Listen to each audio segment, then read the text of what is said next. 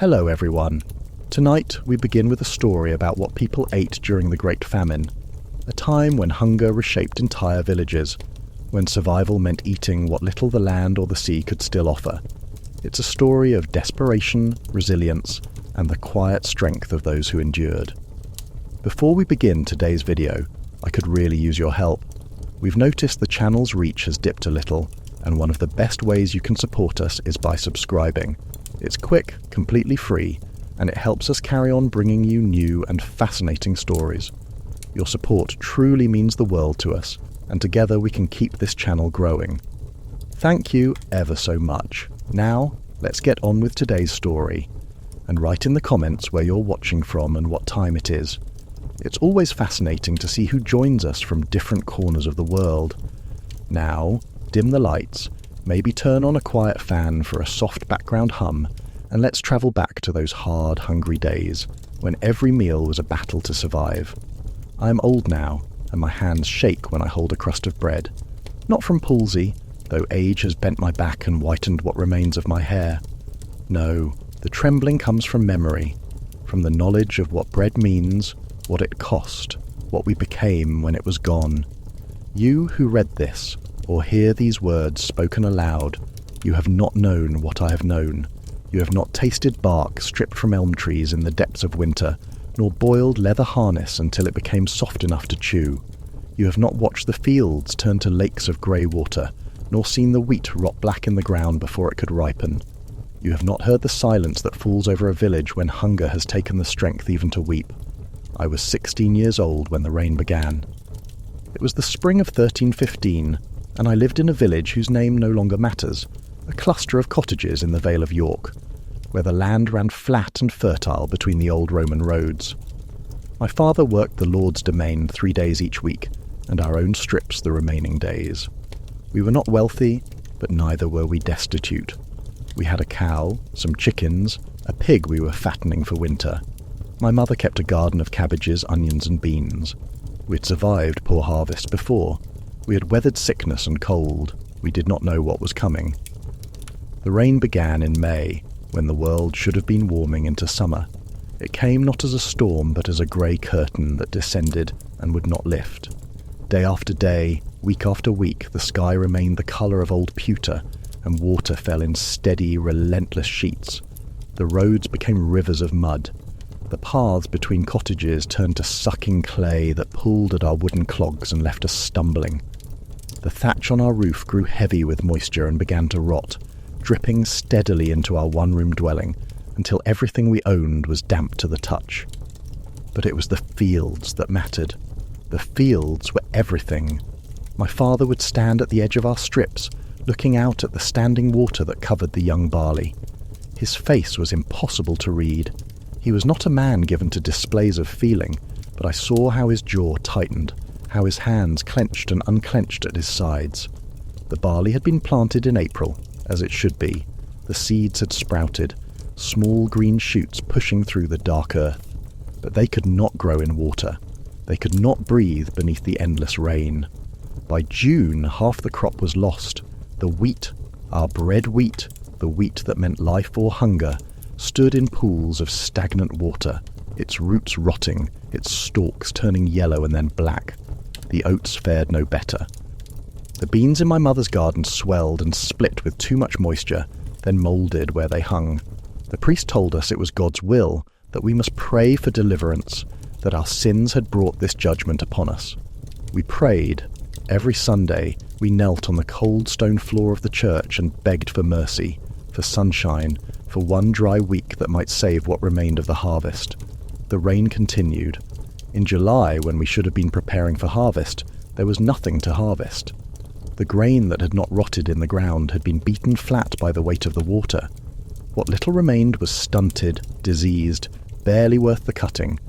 My father and the other villagers went into the fields anyway, wading through mud that came to their knees, cutting what they could salvage.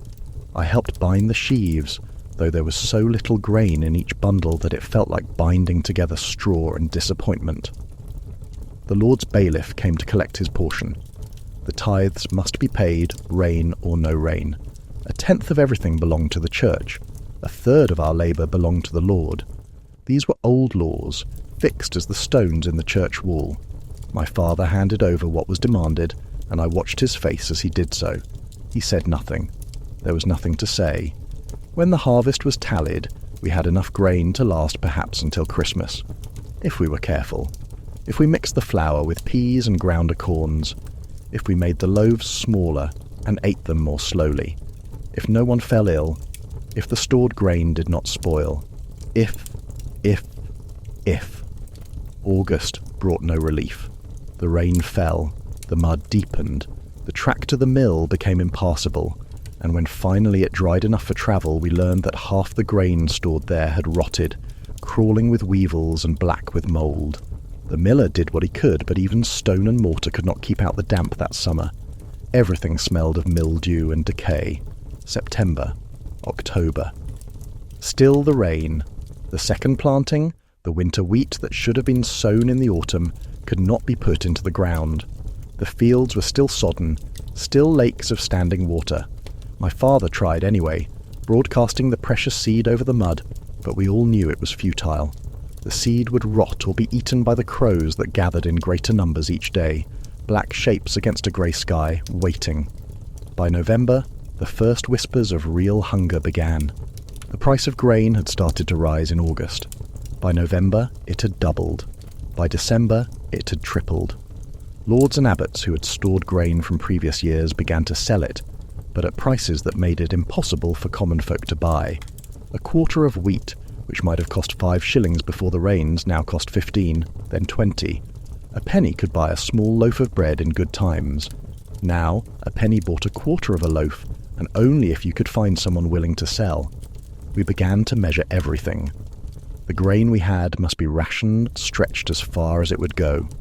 My mother ground the flour finer and finer, mixing it with dried peas that we had stored, with ground acorns that made the bread bitter and grey. We ate smaller portions, 1 bowl of pottage at midday, a small piece of bread in the evening, nothing in the morning except perhaps some ale, though even the ale was running low and there was no barley to brew more. The hunger was not dramatic at first. It was simply a hollow feeling that never quite went away, a lightness in the head, a weakness in the limbs. We grew used to it, or we tried to. Christmas came, and there was no feast. The pig we had been fattening had been slaughtered in October, when it became clear we could not feed it through the winter. We had salted the meat and hung it in the rafters, and we allowed ourselves a small portion on Christmas Day, along with a better bread than we had eaten in weeks. The priest said Mass, and we sang the old hymns, and for a few hours we tried to pretend that the world was as it had always been. But the cow was dead. She had grown thin on the poor hay we had managed to cut from the waterlogged meadows, and one morning in late December we found her lying in the byre, her breathing shallow, her eyes glassy. She passed beyond need that afternoon, and we butchered her immediately, though there was little meat on her bones. We boiled the hide for hours until it was soft enough to eat, and we drank the thin broth that resulted. Nothing was wasted. The hooves, the bones, the scraps of gristle, all of it, went into the pot.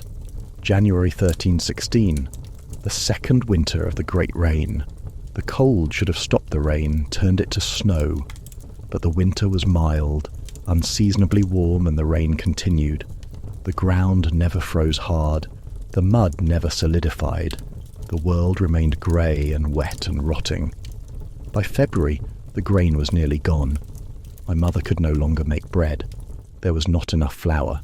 Instead, she made a thin gruel from the last of the oats, mixed with water and whatever she could find to give it substance. Dried peas. Roots dug from the garden turnips that had somehow survived, though they were small and woody. Nettles, when we could find them, boiled until they lost their sting. I was hungry all the time now.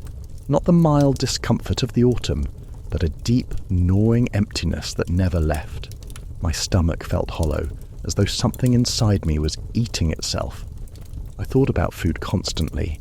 I dreamed of bread, of meat, of cheese, of all the things we had eaten without thinking in the years before the rain. I woke in the night with my belly cramping, and I would lie in the darkness listening to my father's breathing, my mother's breathing, wondering if they were awake too, wondering if they were as hungry as I was. We were not alone. The entire village was hungry. The entire county. The entire kingdom, as we would later learn. The rain that fell on our fields fell everywhere.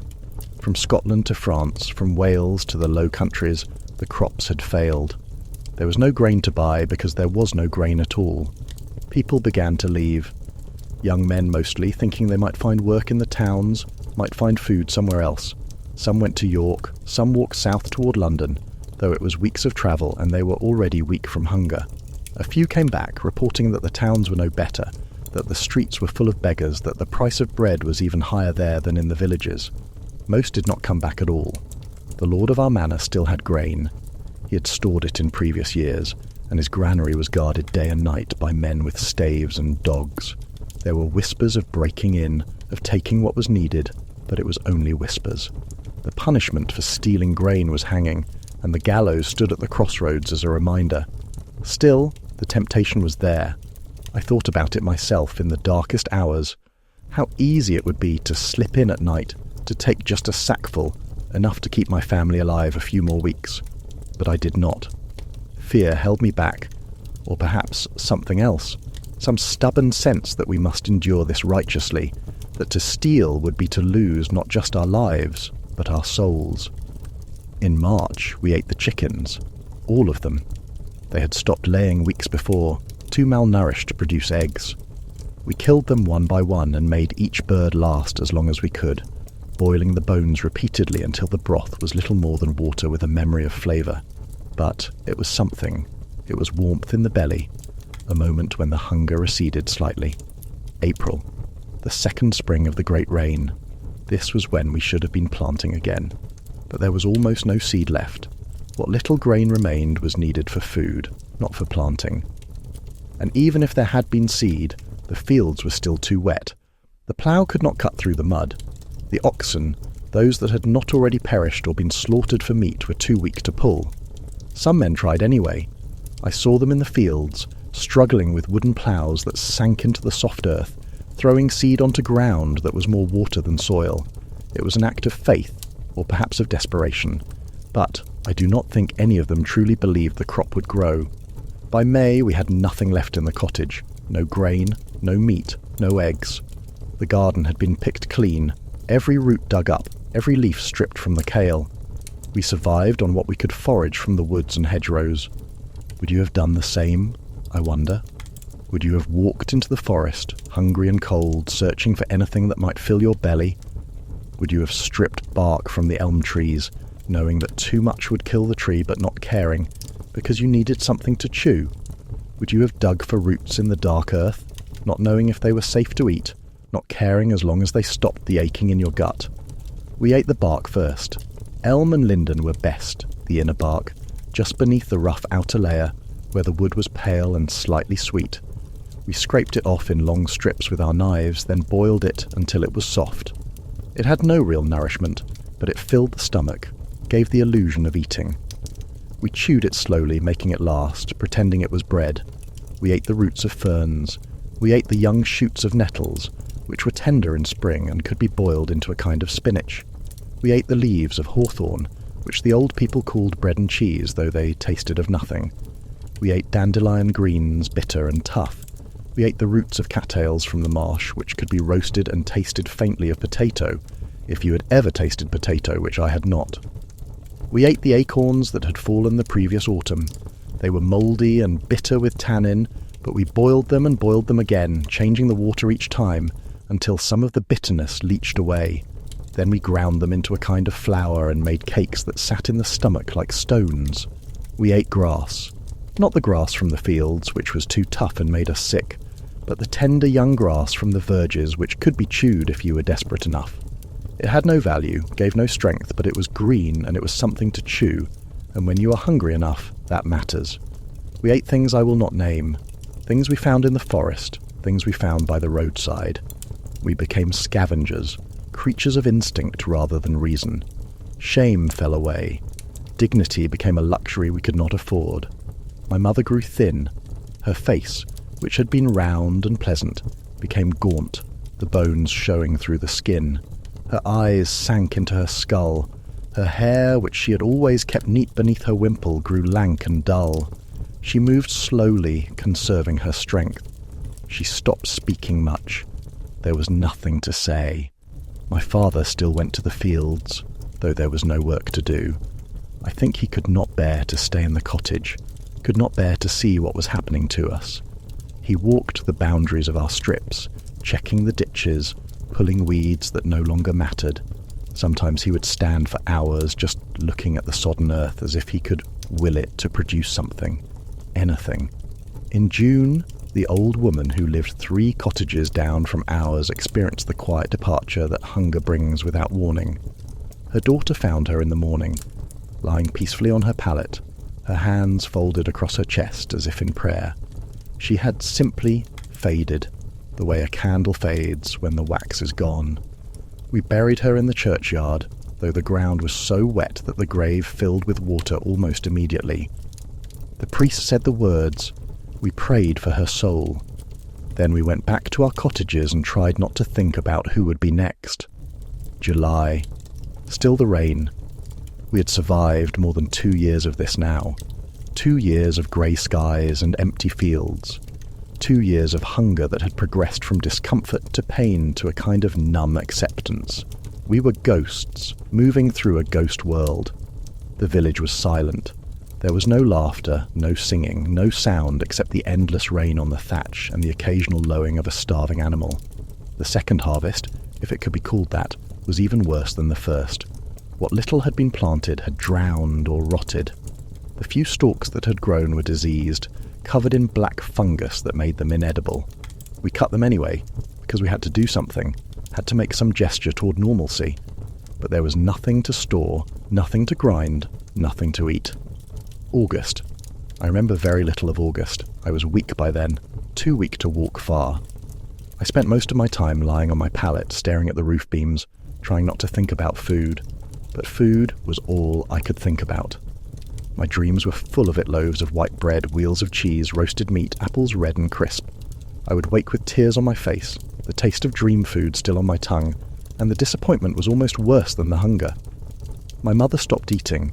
She gave her portion to me and my father, insisting she was not hungry, that she had eaten earlier. We knew she was lying, but we ate what she gave us because we were too weak to refuse, too desperate to survive. I hated myself for it. I hated the hunger that made me selfish, that made me take food from my own mother's mouth. But I took it anyway, because the hunger was stronger than shame, stronger than love. In September, my mother passed beyond the need for bread. She did it quietly, in the way that people do when the slow fading of strength has left only silence behind. One morning she did not rise from her pallet. My father knelt beside her, took her hand, whispered her name. But she was gone.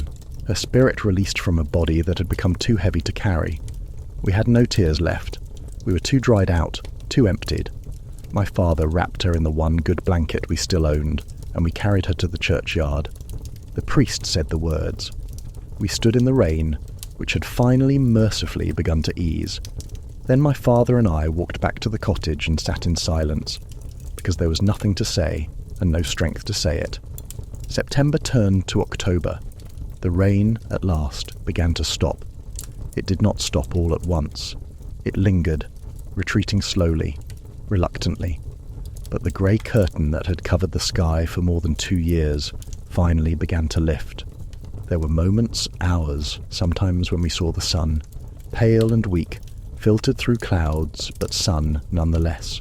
The ground began to dry, the puddles receded, the mud solidified into earth again. But it was too late for planting. The season had passed, and even if there had been time, there was no seed. Everything that could be eaten had been eaten.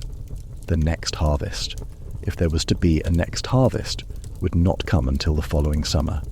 We had to survive another winter first, another 8 months of hunger.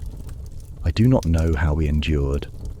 Perhaps it was simply that we had already endured so much that we did not know how to stop. Perhaps it was stubbornness, or faith, or the animal instinct to keep breathing, even when there is no reason to breathe. My father and I foraged in the woods. We set snares for rabbits, though there were few rabbits left, and we were not the only ones hunting them. We dug for roots. We boiled anything that could be boiled: old leather, bones we had already boiled a dozen times, the scrapings from the bottom of barrels. We were not the only ones suffering. The entire kingdom was in the grip of the Great Hunger.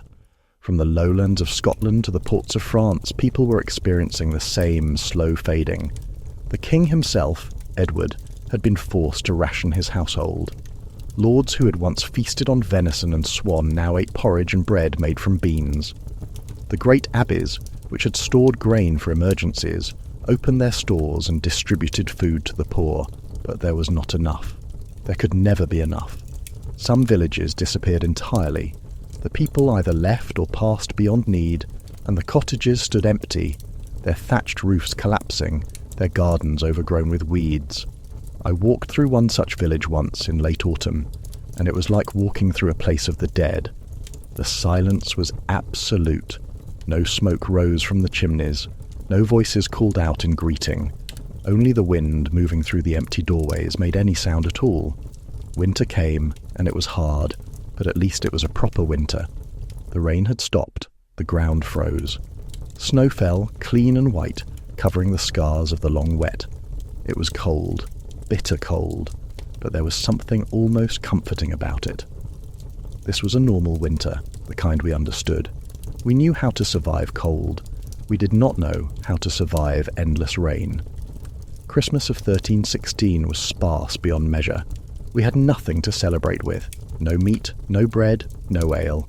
But the priest said Mass, and we knelt in the church and gave thanks for being alive, because that was what mattered now. Not comfort, not plenty, not even hope. Just survival. Just one more day, one more week, one more season. January 1317, the third winter. The hunger had become a permanent companion by now. I no longer remembered what it felt like to be full. My body had adjusted, in its way. I moved slowly, carefully, conserving every bit of energy. My thoughts were sluggish. I slept as much as I could, because sleep required no food and passed the time. When I was awake, I tried not to think. Thinking required energy too, but spring was coming. I could feel it in the air, in the slowly lengthening days. The sun was rising earlier, setting later. The snow was melting. The earth was waking up. In March, we received seed from the Lord. It was a loan, not a gift. We would have to repay it from the next harvest with interest. But it was seed, and that meant hope. My father took it with hands that shook from weakness or emotion I could not tell. We carried it home as if it were gold. April. Planting time. The fields had dried at last. The earth was still heavy, still dark with the memory of all that rain, but it was workable. My father hitched our neighbour's ox, our own had been slaughtered long ago, to the plough and cut furrows in the ground. I followed behind, dropping seeds into the dark earth, covering them gently with soil. It was an act of faith. After everything we had endured, after all the failures and losses, we were planting again. Trusting that the earth would receive these seeds and nurture them. Trusting that the sun would shine and the rain would fall in its proper measure. Trusting that God, who had seemed so absent these last 3 years, would remember us again. The spring of 1317 was fair. The sun shone. Gentle rains fell. Not the endless deluge of before, but soft, nourishing rains that the earth drank gratefully. The seeds we had planted began to sprout. Small green shoots pushed through the dark soil, reaching toward the light. I knelt in the field one morning in May and touched those young plants with trembling fingers. They were real. They were growing. After 3 years of failure and hunger and watching the earth refuse to produce, here was life again. Here was the promise of bread. I wept then, for the first time since my mother passed.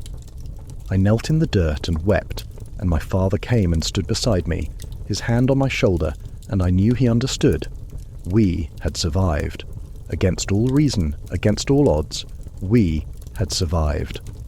The summer of 1317 was beautiful.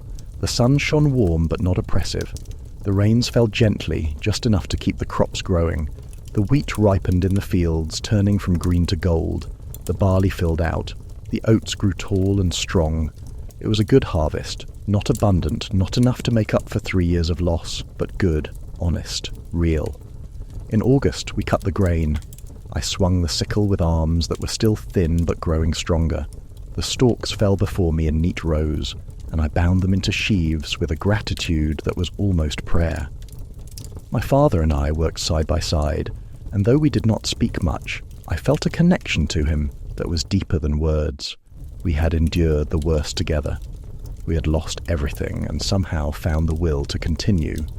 The grain was threshed and winnowed and taken to the mill. The Lord and the Church took their portions, and we did not begrudge them. There was enough. For the first time in 3 years, there was enough. In September, my father and I sat at our rough table, and we ate bread. Real bread, made from wheat flour, with no admixture of peas or acorns or ground bark. It was a small loaf, nothing fancy, nothing rich, but it was bread. I held that bread in my hands for a long moment before I ate it. I felt its weight, its warmth. I smelled it, that incomparable smell of baked wheat, of yeast and crust and nourishment. I broke off a piece and put it in my mouth, and the taste was so overwhelming that I had to close my eyes. Would you understand, I wonder, what that bread meant?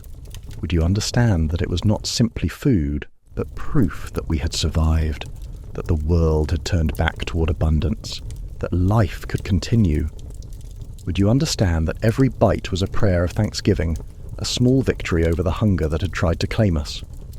We ate slowly, making the loaf last, and when it was gone, we knew there would be more. The grain was stored, the next planting would happen in its proper season. The rain had stopped, the earth had remembered how to produce. Life did not return to what it had been before the great rain. Too much had been lost. Too many had experienced the quiet departure that comes from the slow fading of strength. The village was smaller, quieter. The church bells rang for fewer people. The fields, once divided into dozens of narrow strips, had been consolidated as those who worked them vanished. The world had changed, and we had changed with it, but we had survived, and in surviving, we had learned things about ourselves, about what humans can endure, about the thin line between civilization and desperation. We had learned that hunger does not ennoble. It reduces, simplifies, strips away everything except the need to continue breathing. We had learned that faith is easy when the belly is full and becomes desperately difficult when it is empty. We had learned that the bonds of community can fray when food grows scarce, that neighbours can become strangers, that even love can bend under the weight of starvation. We had also learned that the human spirit is more resilient than we know, that even in the darkest times when all seems lost, something in us refuses to surrender, that we can eat bark and roots and call it a meal, that we can bury those we love and still find the strength to plant seeds the next spring, that we can lose everything and still hold on to a small, stubborn hope that things will get better. I am old now, as I said at the beginning. The great rain and the hunger it brought happened 70 years ago, though it feels like yesterday. I survived when many did not. I married eventually and had children, though I was always afraid to bring them into a world that had proven itself so cruel. But the harvests were good in the years after the famine. The rain fell in its proper measure. The bread was plentiful. My children never knew real hunger. They grew strong and healthy, and when I told them about the time of the great rain, they listened politely but could not truly understand. How could they? They had never tasted bark. They had never felt their stomachs eating themselves. They had never watched their mother fade away for want of bread. But I remember every detail, the smell of the rain-soaked earth, the taste of nettle soup, the sound of the wind in the empty cottages. I remember the faces of those who did not survive. I remember the weight of hunger, the way it hollowed you out from the inside, the way it made you both more and less than human.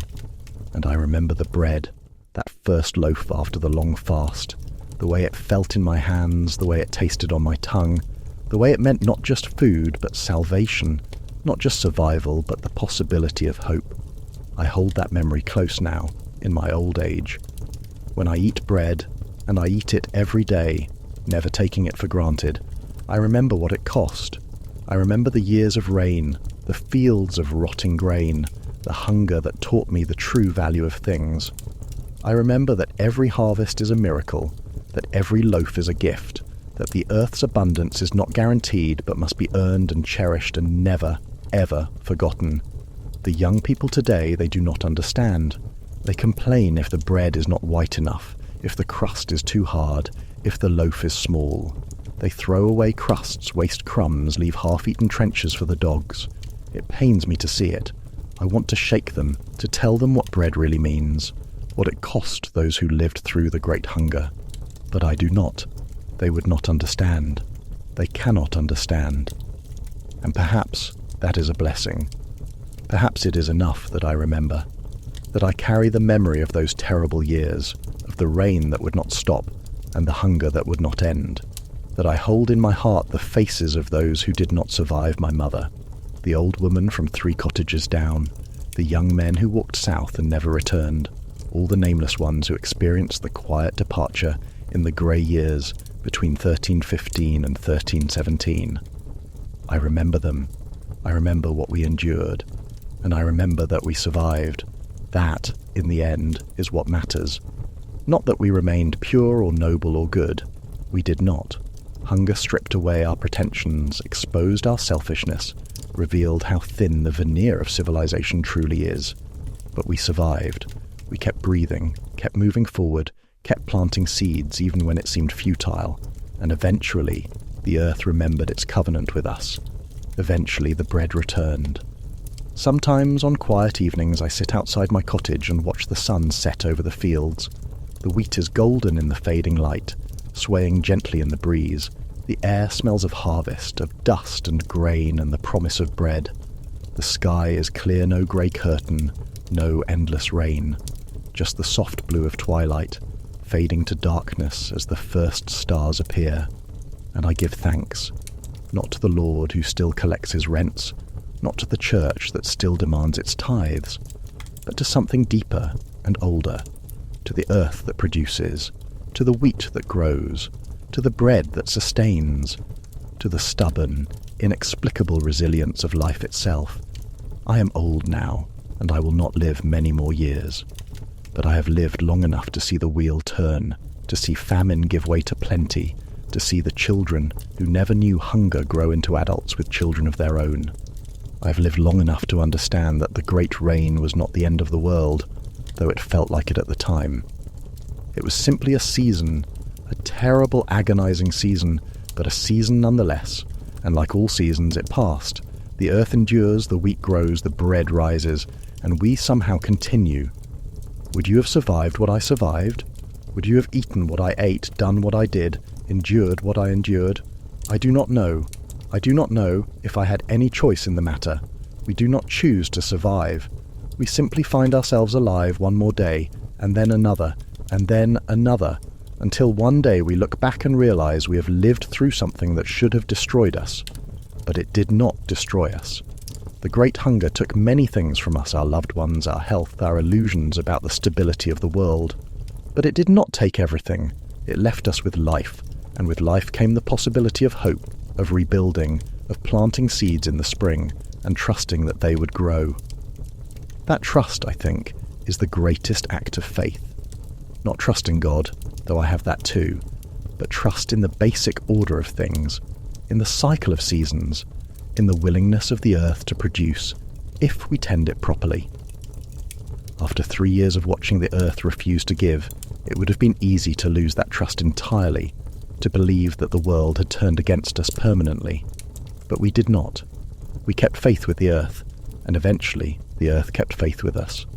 I am old now, and my hands shake when I hold a crust of bread, but I hold it anyway, with gratitude, with memory, with the full weight of knowing what bread means, and I eat it slowly, tasting every crumb, because I know what it cost to grow it, to harvest it, to grind it into flour, to bake it into this simple, miraculous thing that keeps us alive. The Great Hunger is over. It has been over for 70 years, but for those of us who lived through it, it never truly ends. It lives in our bodies, in our bones, in the way we cannot pass a crust without picking it up, in the way we flinch when the rain falls for more than a few days. It lives in our memory, sharp and clear, a reminder of how quickly the world can change, how fragile our security truly is. But it has also taught us something valuable. It has taught us to cherish what we have, to waste nothing, to be grateful for the simple fact of bread on the table. It has taught us that survival is not just about strength or virtue, but about stubbornness, about putting one foot in front of the other even when there seems to be no point. It has taught us that even in the darkest times, even when all seems lost, the possibility of hope remains. The seed waits in the earth, the wheat remembers how to grow, the bread will rise again. This is what I remember. This is what I carry with me into my last years. Not bitterness, though I have reason for it. Not anger, though God knows the anger was there during those terrible years. But something quieter, something harder to name. An understanding, perhaps.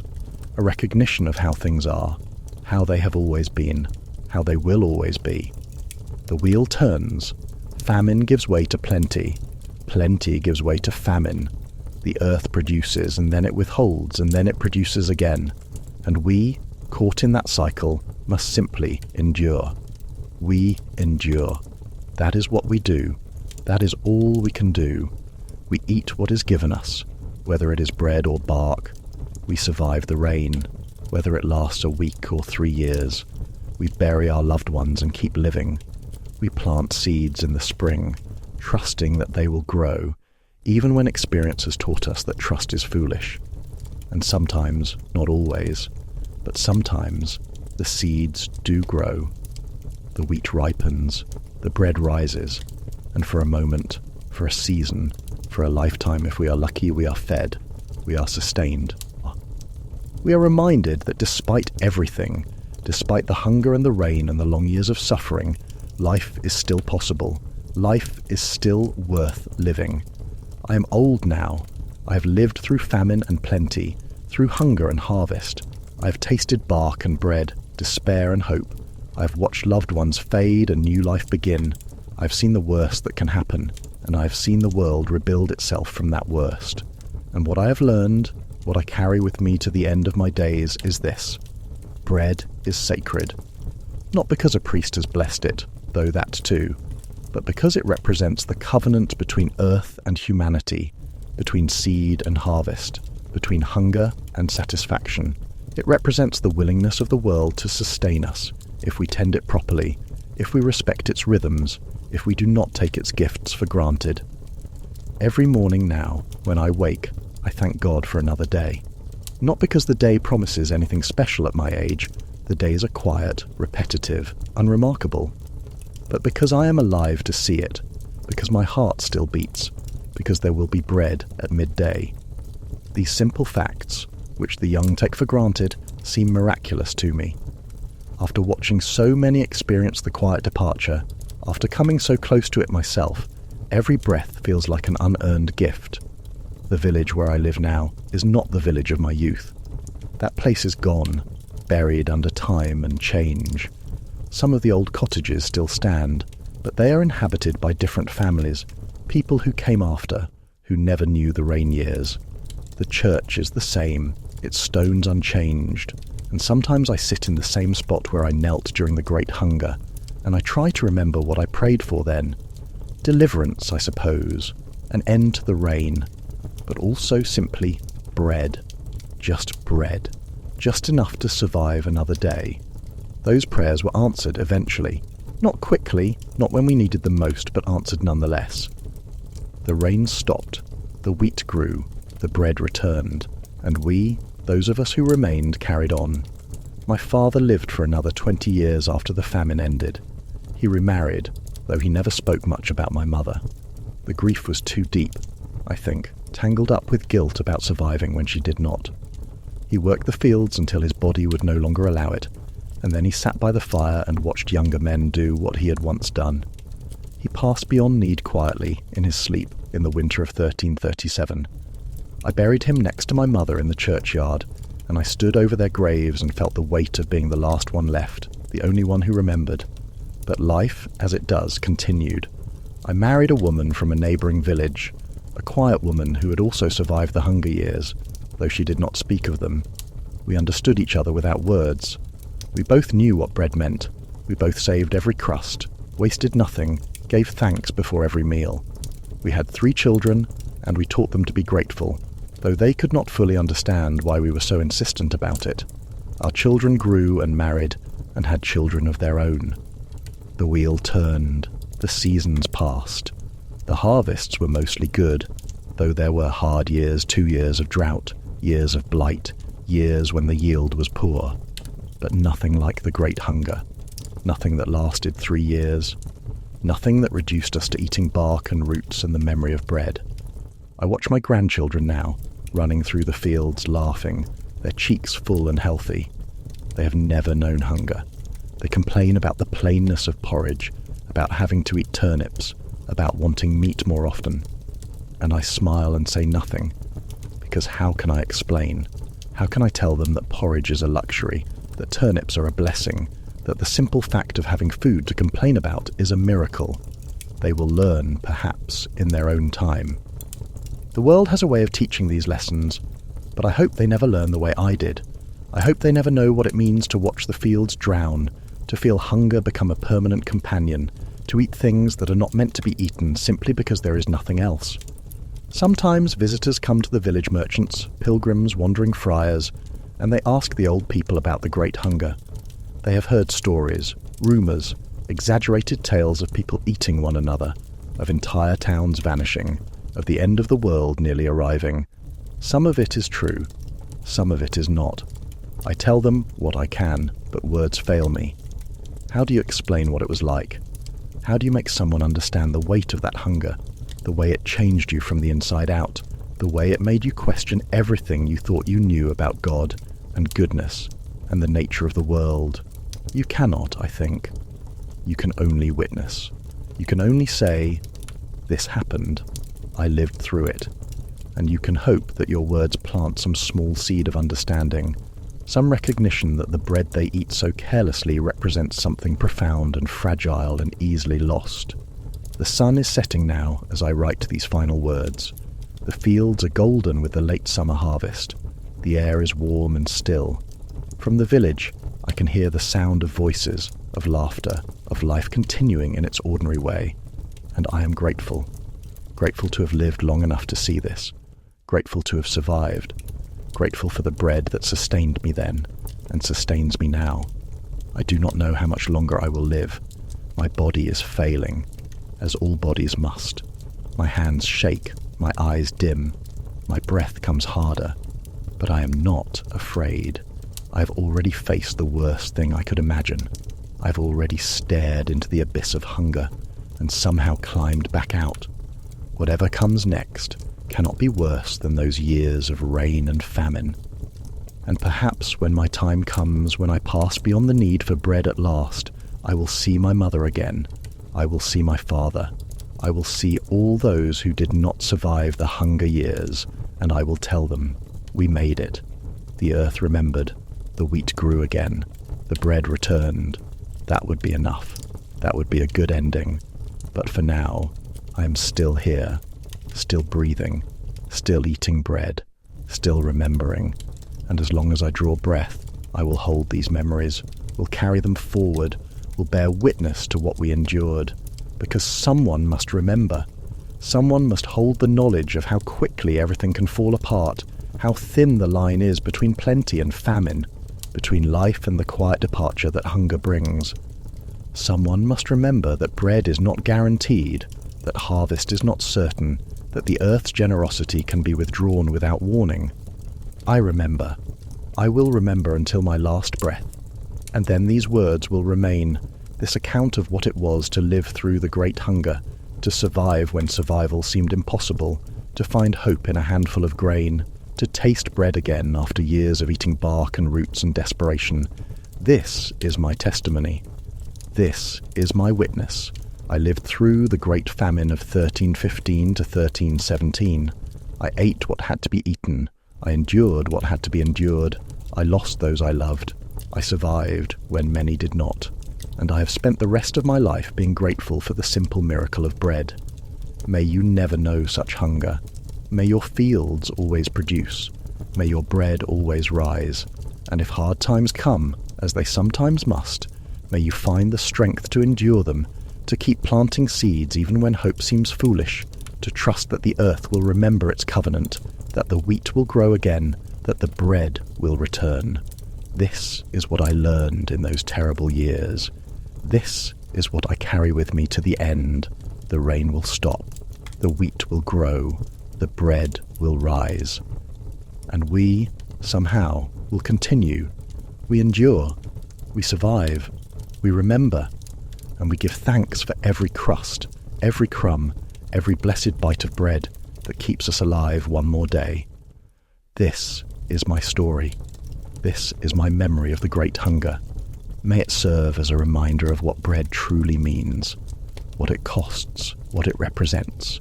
May it honour those who did not survive. May it teach those who have never known real hunger to be grateful for what they have. And may the rain, when it comes, always fall in measure. May the harvests always return. May the bread always be enough. I am old now. I have told you what I remember. I have borne witness. And now, as the sun sets and the shadows lengthen, I will eat my evening bread. I will give thanks, and I will rest. The great hunger is over. The bread has returned, and I, against all odds, have lived to taste it again. That is enough. That is everything. That is all any of us can hope for in this uncertain world. Bread on the table, life in the body, and the strength to be grateful for both. I have survived. I have remembered. I have given thanks. And now my story is told.